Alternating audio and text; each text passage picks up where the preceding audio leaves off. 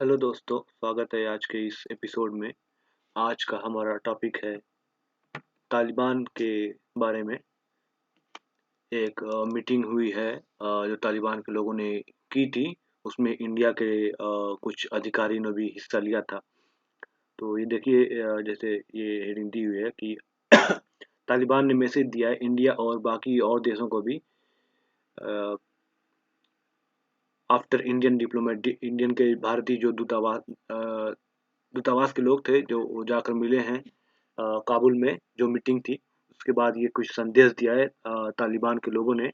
तो आइए देखते हैं कि क्या संदेश दिया इन्होंने। यहाँ पे देखिए लिखा हुआ है, rare Indian presence at Taliban regional meeting. Rare का मतलब जो कभी कभी होती है ना, बहुत कम होती है। तो इंडिया तो काफी अपोज में ही रहा है, क्योंकि 1999 में जो प्लेन हाईजैक हुआ था इंडिया का, जिसको हाईजैक करके, जो हाईजैक किया था जिन्होंने, वो उसको ले जा करके अफगानिस्तान में उसको लैंड किया था। और जिसकी वजह से वो, जिसके बदले में कुछ आतंकवादी जो इंडिया के पास थे, जेलों में बंद थे, उनको छोड़ना पड़ा था। तो जिसकी वजह से तालिबान और भारत के रिलेशन जो संबंध रहे हैं वो ठीक नहीं रहे हैं। मगर अभी जब से ये जो अमेरिका ने वहाँ से अपने कदम पीछे हटाए हैं, अपनी फौजों को उसने वापस बुला लिया है, तो तालिबान वहाँ पर कुछ ही दिनों में, चंद कुछ वक़्तों में वो अपनी फिर पावर उनके पास इसके हाथ में आ गई थी। तो अभी यही वहाँ के, समझ ये कह लीजिए कि यही इनकी ही सरकार है अभी। तो अभी वहाँ पर इनका ही राज चल रहा है। तो अभी इंडिया ने भी इनसे बातचीत करना स्टार्ट कर दिया है। तो आइए हम देखते हैं कि वीडियो में यहाँ पे क्या मुलाकात हुई और क्या बात हुई।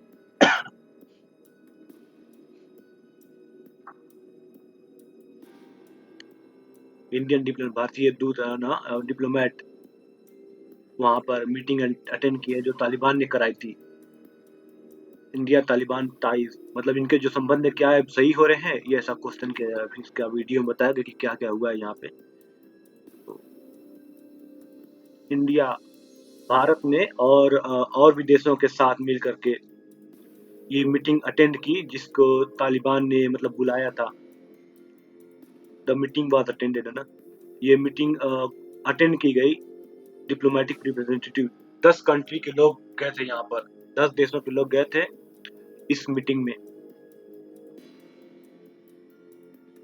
यहाँ पे बता रहा है कि इंडिया, भारत और उसके अलावा और भी जो दुनिया में जो देश हैं, उन्होंने अब तक रिकॉग्नाइज नहीं किया, मतलब उनको ने अभी पहचान नहीं दी है, इनको मानते नहीं है वो एज ए लेजिटिमेट सरकार। मतलब कि ये बस इन्होंने, इनका मानना है कि इन्होंने बस कब्जा कर लिया है। लेजिटिमेट सरकार जो होती है इलेक्शन से जीत कर आती है, ऐसा कुछ है नहीं इनका। तो इसलिए बाकी जो देश हैं दुनिया भर के, इन्होंने इनको तस्लीम नहीं किया अभी तक। मगर अब की धीरे धीरे इनका इंटरेक्शन बढ़ा है, मतलब बातचीत कर रहे हैं अभी धीरे धीरे, देखिए आगे क्या होता है। बट सेवरल कंट्री, लेकिन बता रहे हैं बहुत सारे कंट्रीज ने अपना जो एम्बेसी होती है, अफगान एम्बेसी, उन्होंने इनके हवाले कर दिया है। जैसे होता है ना कि हर देश की एम्बेसी होती है अलग अलग देशों में। जैसे इंडिया की एम्बेसी होगी दुनिया के करीब हर देश में होगी इंडिया की एम्बेसी, वैसे ही अफगानिस्तान की भी करीब हर देश में एम्बेसी थी। जब से ये तालिबान में पावर में आ गए हैं, तो अब एम्बेसी डायरेक्ट कनेक्ट होती है सरकार से, क्योंकि अब वहाँ पे वो सरकार ही नहीं रही। अब ये दूसरे लोग आ गए हैं तालिबान से। तब उस एम्बेसी का कोई मतलब नहीं रहा खास। तो इसलिए अभी जो यहाँ पे बता रहे हैं कि जो चाइना में जो अफगानिस्तान की एम्बेसी थी, चाइना के लोगों ने उन्होंने तालिबान के हवाले कर दिया। तालिबान का रिलेशन चाइना के साथ काफ़ी सही हो रहा है, क्योंकि तालिबान चाइना को शायद ये समझ में आ रही है कि अभी इनसे बातचीत करनी पड़ेगी। चाइना इस वजह से भी परेशान होता है, क्योंकि आपको मालूम होगा कि चाइना का भी चाइना के ऊपर ये काफ़ी इल्ज़ाम लगता है कि उसका जो ये अभी मैं दिखाता हूँ इस नक्शे में आपको, ये कि कहाँ पे वो रीजन है, जिनजियांग रीजन है। यहाँ पे बताया जाता है कि उन्होंने कंसंट्रेशन कैंप बनाया है। वो मतलब कैंप का मतलब कि एक ऐसी जगह बनाई हुई है जहाँ पे वो लोगों को बंद करके रखते हैं और उन पर काफ़ी तरह का अत्याचार करते हैं। अगर वो रोज़ा भी रख लें या कुछ मतलब इस्लामिक काम कर ले, तो उन पर काफ़ी अत्याचार होता है, यहाँ तक कि उनकी मौत भी हो जाती है। इतनी मतलब बुरे हालात हैं उनके। मगर ये अभी, चूंकि चाइना को आपको मालूम होगा कि इन्होंने हर चीज़ पर इतना सख्त कंट्रोल कर रखा है कि क्या चीज़ इनके अंदर आती है, इससे बाहर क्या जाती है, इंटरनेट पर क्या चलता है, इस पर, इन सब चीज़ों पर इनका ज़बरदस्त कंट्रोल होता है। तो इसलिए दुनिया की नज़र में ये है नहीं, इसलिए इनके खिलाफ कोई खास आवाज़ भी नहीं उठाता, मगर अमेरिका तो अक्सर आवाज़ उठाता रहता है। बाकी जो इसके आसपास के देश थे ना, जो जैसे अफगानिस्तान पाकिस्तान हो गए, और बाकी सऊदी भी हो गए, मतलब अरब कंट्रीज भी हो गए, वो सब भी आवाज़ नहीं उठाते इनके खिलाफ, क्योंकि इन चाइना की इकोनॉमी इतनी बड़ी है, इनके पास इतना पैसा है कि हर जगह ये इन्वेस्टमेंट करते हैं, जिसकी वजह से ये जो देश है ना, मुस्लिम देश भी, ये काफ़ी अक्सर चुप रहते हैं इन सब मामलों पर, काफ़ी, बल्कि वो तो ये कहते हैं कि नहीं, ऐसा कुछ जेनोसाइड वगैरह कुछ नहीं हो रहा है चाइना में। तो ये इस तरीके से आप देख सकते हैं चाइना का कितना दबदबा है। तो तो आते हैं हम अपने मेन टॉपिक तालिबान पे। तो तालिबान को इसलिए अच्छा, ये बताने वाला था मैं आपको कि तालिबान को सपोर्ट चाइना का भी इसलिए भी मिल रहा है ताकि कई कोई ऐसी गतिविधि अफगानिस्तान के अंदर ना हो, जिससे कि इधर ये देखिए अफगानिस्तान है, अफगानिस्तान से ये जुड़ा हुआ है चाइना, यहाँ पे चाइना की बाउंड्री लगी हुई है ना, ये चाइना है पूरा इतना बड़ा, ये बाउंड्री है यहाँ पे। तो इसका ये डर है चाइना का कि कहीं ऐसा ना हो तालिबान जैसा कोई मतलब कि जो मिलिटेंट हैं वो इधर भी आ जाएं, चाइना के अंदर आ जाएं, और ये इधर जो रीजन है ना इसको आज़ाद कराने की मांग करते रहते हैं वहाँ के जो लोग हैं, युगर युगर मुस्लिम बोलते हैं उनको, आपने शायद सुना होगा उनके बारे में। तो इसलिए चाइना भी तालिबान के साथ काफ़ी मिलजुल कर रह रहा है, उनके साथ काम कर रहा है ताकि उनके देश के अंदर कोई प्रॉब्लम ना हो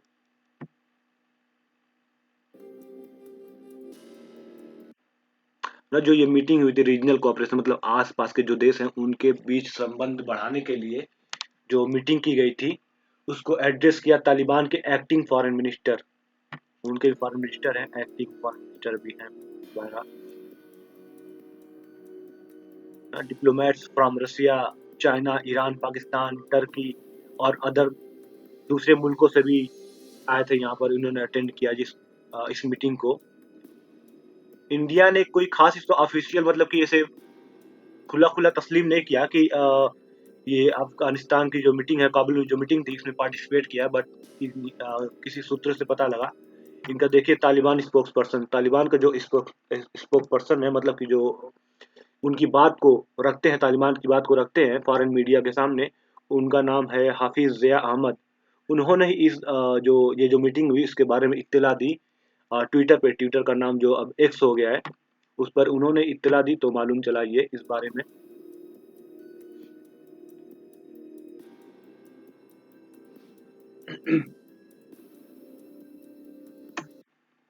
ये देखिए लिखा हुआ है ना, India actively takes part, India मतलब कि एकदम पार्ट लेता है जो भी इंटरनेशनल और रीजनल, मतलब इंटरनेशनल पूरी दुनिया भर के, या फिर रीजनल मतलब जो सिर्फ उस इलाके से जो लोग जुड़े हुए हैं, मतलब या जो फिर जो इलाके के जो देश हैं, उनकी अगर कोई भी मीटिंग होती है अफगानिस्तान के लिए, या अफगानिस्तान की जो मसला है उस पर अगर कुछ बातचीत होती है, तो इंडिया उसमें बढ़ चढ़ कर हिस्सा लेता है, क्योंकि इंडिया का ये कहना है कि इंडिया हमेशा सपोर्ट करता रहा है कि अफगानिस्तान में डेवलपमेंट हो, मतलब कि वहाँ पे विकास हो और वहाँ पे स्टेबिलिटी हो, स्टेबिलिटी मतलब कि वहाँ पे पीस वगैरह, शांति वगैरह बरकरार रहे वहाँ पे, ऐसे मतलब कि वहाँ पे जैसे मालूम होगा आपको कि वहाँ पे कितनी बुरी हालत है, यहाँ की इकोनॉमी कितनी ख़राब है, वहाँ पे पहले बहुत ओपियम वगैरह का ट्रेड होता था, अब तालिबान के आ जाने के बाद काफ़ी बार वीडियो भी आई है कि जो खेत थे जहाँ पे ओपियम वगैरह, अफीम वगैरह उगाए जाते थे, उनको काफ़ी मतलब एकदम नष्ट कर दिया, ऑलमोस्ट वो ख़त्म हो चुका है। तो इसलिए इंडिया का कहना है कि हमेशा इंडिया अफगानिस्तान के डेवलपमेंट और स्टेबिलिटी के लिए, मतलब वहाँ की शांति के लिए, इंडिया कोई भी कदम होगा, चाहे वो रीजनल लेवल पर हो या इंटरनेशनल लेवल पर हो, इंडिया उन सब में हिस्सा लेगा ना। यहाँ पे लिखा है इंडियन रिप्रेजेंटेटिव, मतलब भारत के जो क्या बोलते हैं रिप्रेजेंटेटिव थे, उन्होंने ऐसा कहा, ये तालिबान स्पोक्स पर्सन ने कहा था।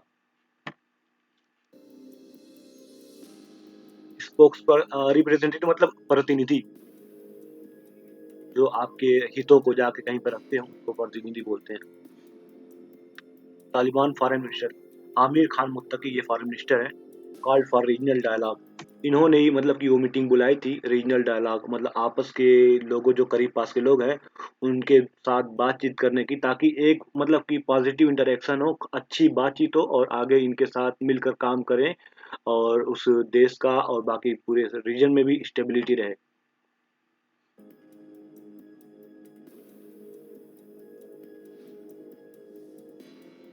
ने तालिबान का मैसेज टू इंडिया, भारत को और बाकी और अलग देश और बाकी देशों को भी।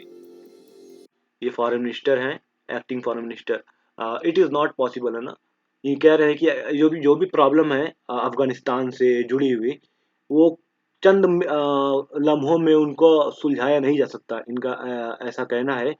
लेकिन फिर भी ये कह रहे हैं कि इस्लामी एमिरेट ऑफ अफगानिस्तान का ये रिजॉल्व है, कि मतलब इनका निश्चय है कि जो भी प्रॉब्लम है, जो कि मतलब कि ये कह सकते हैं कि विरासत में इनको मिली है, उनको ये उनका हल ज़रूर ये ढूँढेंगे। इसीलिए बातचीत कर रहे हैं, ताकि वो मिल करके सब मिल करके उसका हल निकाला जा सके।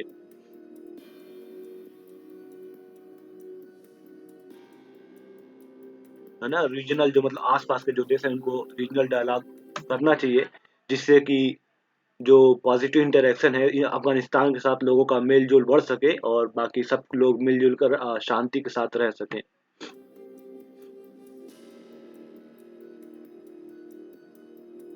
ये भी कह रहे हैं कि जो आस-पास के देश है, रीजनल कंट्रीज़, उनको ये इसका फ़ायदा उठाना चाहिए कि अफ़गानिस्तान में जो-जो अपॉर्च्युनिटीज़, जो-जो मतलब कि कह सकते हैं मौके मिल रहे हैं डेवलपमेंट और उनके साथ कोऑर्डिनेट करने का, मिल-जुल कर काम करने का, और ताकि जो भी पोटेंशियल थ्रेट्स हैं, मतलब जो भी ये जो आतंकी हमले होते रहते हैं, उन सब के खिलाफ ये मिल-जुल कर लड़ सके। इसके लिए इन दोनों मतलब आस-पास के देशों को एक-दूसरे से बात करते रहना चाहिए। रीजनल कोऑपरेशन, आपसी ये जो सहयोग की बात कर रहे हैं, कुछ फोकस ऑन कोऑपरेशन से ही फोकस किया जा सकता है एक्सप्लोरिंग एंगेजमेंट पाथ में, मतलब कि क्या-क्या रास्ते हैं, या फिर क्या-क्या वो जो जगह हैं जहाँ पर ये कोऑपरेट कर सकते हैं, एंगेज कर सकते हैं, जिससे पूरे इलाके का फ़ायदा हो, और एक रीजनल नैरेटिव पॉजिटिव और कंस्ट्रक्टिव एंगेजमेंट के लिए क्रिएट हो, मतलब कि एक अच्छा माहौल बने, जिससे कि लोग बातचीत करें, और जो एग्जिस्टिंग प्रॉब्लम, मतलब वहाँ जो प्रॉब्लम है, या जो पोटेंशियल थ्रेट्स है, मतलब कि संभावित जो थ्रेट्स हैं, उनको ये खत्म कर सकें।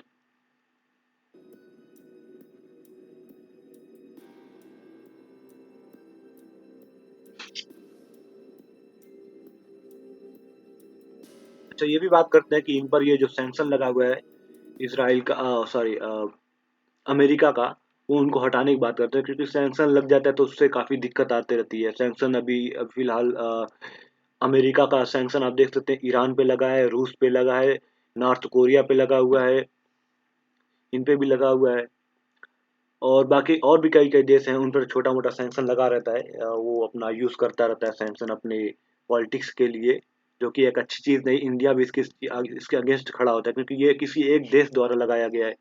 इंडिया फॉलो करेगा उस सैंक्शन को, उस जुर्माने को, जो यूनाइटेड नेशन द्वारा लगाया गया हो।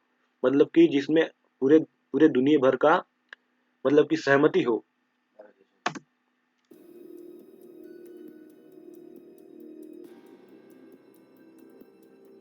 ये कह रहे हैं कि ऑन अफ़गानिस्तान पे, और बाकी stand under respect for another,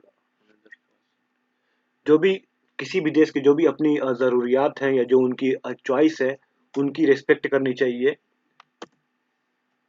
ये नहीं कि कोई भी देश हो, मर्ज़ी हमारी चलेगी, ये नहीं होना चाहिए, यही कह रहे हैं।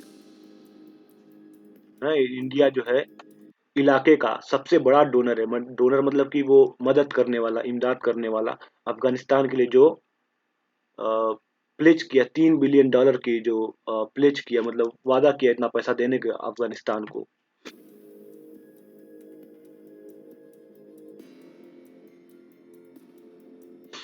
जब ये तालिबान ने वहाँ पे टेक ओवर किया था, मतलब कि तालिबान ने पावर अपने हाथ में ले लिया था, तो इंडिया ने वहाँ से अपने डिप्लोमेट्स और जो भी ऑफिशियल अधिकारी वगैरह थे, वहाँ से उन्होंने इनको हटा लिया था।